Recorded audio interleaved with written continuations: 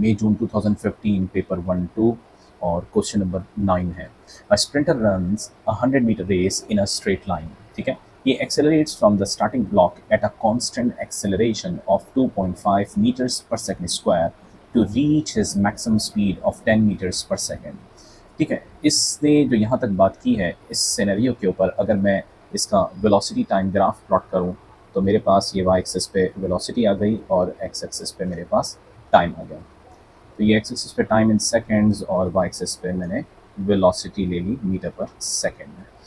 अब इसने क्या कहा कि इसकी कांस्टेंट एक्सेलरेशन थी और कांस्टेंट एक्सेलरेशन के बाद उसकी मैक्सिमम स्पीड कितनी हो गई 10 मीटर्स पर सेकेंड, और आपके पास एक्सेलरेशन की वैल्यू भी इसने दे दी है 2.5 मीटर पर सेकेंड स्क्वायर। तो यहाँ पे हम ग्राफ प्लॉट करते हैं इसका। ये आपके पास यहाँ पर ये आ गया और इसकी मैक्सिमम स्पीड जो है इस पॉइंट पर वो है 10 मीटर्स पर सेकेंड। ठीक है, और एक्सेलरेशन कितनी है आपके पास 2.5 मीटर पर सेकेंड स्क्वायर। ये भी हमने यहाँ पे लिख ली, या इसको इस तरह से लिख लेते हैं कि a इज इक्वल्स टू 2.5। ठीक है, उसके बाद उसने क्या कहा, आगे सवाल रीड करते हैं। He maintains this speed until he crosses this finish line. तो मेंटेन दिस स्पीड का मतलब क्या हुआ कि स्पीड आपके पास कांस्टेंट हो गई, और स्पीड कांस्टेंट हो गई तो आपके पास हमारा जो ग्राफ है वो हॉरिजॉन्टल लाइन बन जाएगा कांस्टेंट स्पीड की वजह से। तो मैं यहाँ पे इसको कांस्टेंट स्पीड को पिंक कलर से रिप्रेजेंट कर देता हूँ। ठीक है, अच्छा यहाँ तक बात हो गई। फिर वो आगे कह रहा है which time does it take the sprinter to run the race. Total time आपसे पूछ रहा है।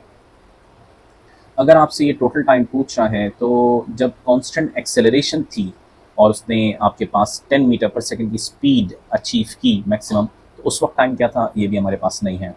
और जब रेस ख़त्म हुई है तो आपके पास टाइम क्या था वो भी हमारे पास नहीं है।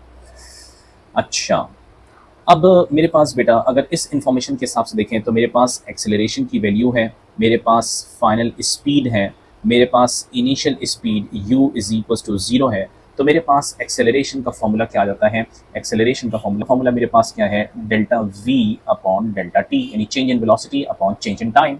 एक्सेलरेशन की वैल्यू हमारे पास गिवन है 2.5।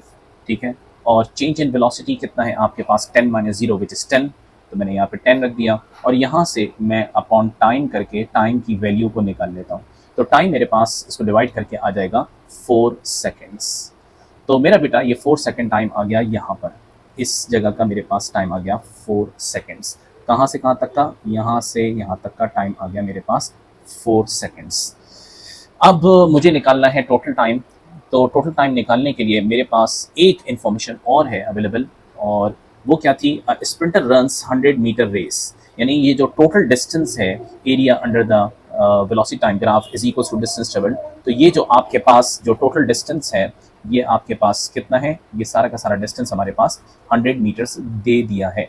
ठीक है, तो मेरे पास डिस्टेंस है और area under the velocity time graph is equals to distance travelled. तो ये मेरे पास ट्रेपीजियम का शेप अगर मैं इसको पर अप्लाई करूँ तो ट्रेपीजियम का फॉर्मूला क्या है, half sum of parallel sides into height. तो डिस्टेंस मेरे पास टोटल डिस्टेंस है 100 जो इसने ट्रेवल किया है इस पूरे जर्नी के अंदर।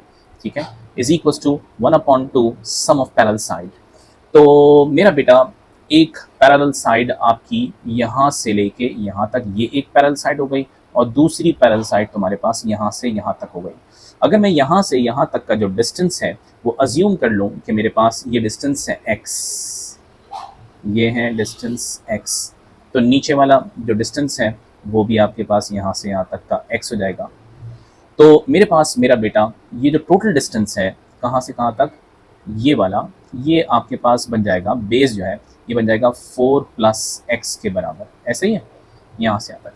तो half sum of parallel sides के अंदर मैंने half sum of parallel sides, एक पैरेलल साइड क्या हो गई 4 + x के बराबर, और दूसरी पैरेलल साइड क्या हो गई, प्लस ब्लैक कलर से ले लेते हैं, दूसरी पैरेलल साइड हो गई x जो ऊपर टॉप से ग्रीन कलर से लिखा हुआ है, और ये मैंने ब्रैकेट क्लोज कर दिया। Half sum of parallel sides into height, height कितनी है 10, तो यहाँ पे मल्टीप्लाई बाय 10 से आप निकलते हैं।